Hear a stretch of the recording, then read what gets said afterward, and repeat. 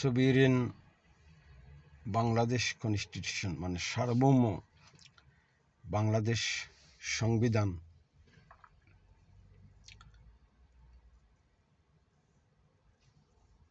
রাষ্ট্রের বিচার বিভাগকে, সুপ্রিম কোর্টকে নির্দেশনা দিচ্ছে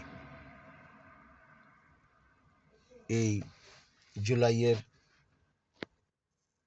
মাসিভ হত্যাকাণ্ডের বিরুদ্ধে তদন্ত শুরু করার জন্য। রাষ্ট্রের সর্বোচ্চ আইন বাংলাদেশ সংবিধান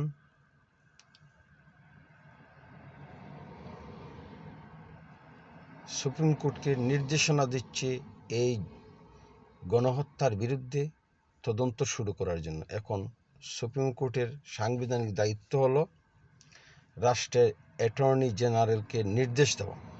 রাষ্ট্রের অ্যাটর্নি জেনারেল, কিন্তু কোনো সরকারের অ্যাটর্নি জেনারেল নন, যিনি সুপ্রিম কোর্টে একজন অ্যাটর্নি জেনারেল কাজ করেন। তিনি রাষ্ট্রের আইনজীবী, প্রধান আইনজীবী।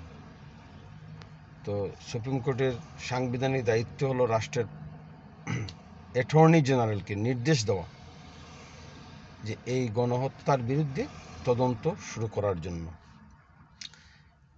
এই অ্যান্টি ডিসক্রিমিনেশন মুভমেন্টের প্রতিটি হত্যাকাণ্ডের বিচার হওয়া উচিত এবং রাষ্ট্রকে, রাষ্ট্রের বিচার সভাকে, আইনসভাকে, নির্বাহী সভাকে এই গণহত্যার বিরুদ্ধে সঠিকভাবে তদন্ত করতে হবে।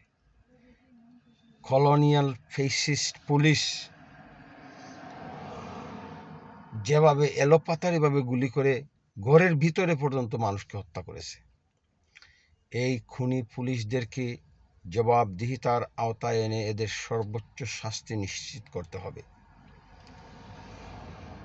এবং পুলিশও যদি অন্যায়ভাবে পুলিশকে কেউ হত্যা করে, এটারও বিচার হতে হবে।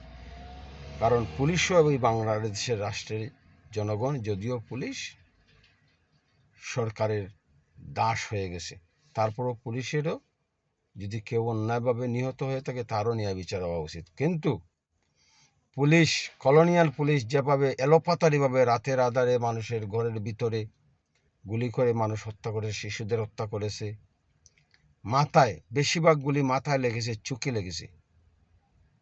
জনগণের ট্যাক্সের পয়সায় পরিচালিত পুলিশ মানুষের মাথায়, মুখে গুলি করে, ঘরে গুলি করে মারতে পারে না। এটা সরাসরি জনগণের সার্বভৌমতার বিরুদ্ধে যুদ্ধ। যেসব পুলিশ জনগণের সার্বভৌমতার বিরুদ্ধে, মানবিক মর্যাদার বিরুদ্ধে যুদ্ধ ঘোষণা করে জনগণকে হত্যা করেছে, এবং এই পুলিশকে যেসব মন্ত্রী, এমপি নির্দেশনা দিয়েছে এই হত্যাকাণ্ড পরিচালনা করার জন্য, এই সব মন্ত্রী, সেতুমন্ত্রী, স্বরাষ্ট্রমন্ত্রী, এদেরকেও বিচারের মুখোমুখি করা দরকার। বাংলাদেশ সংবিধান সুপ্রিম কোর্টকে নির্দেশনা দিচ্ছে, সুপ্রিম কোর্ট যেন অ্যাটর্নি জেনারেলকে নির্দেশনা দেন এই সব খিলার মন্ত্রী, মিনিস্টার এবং পুলিশের বিরুদ্ধে ব্যবস্থা নেওয়ার জন্য। এটা করতেই হবে।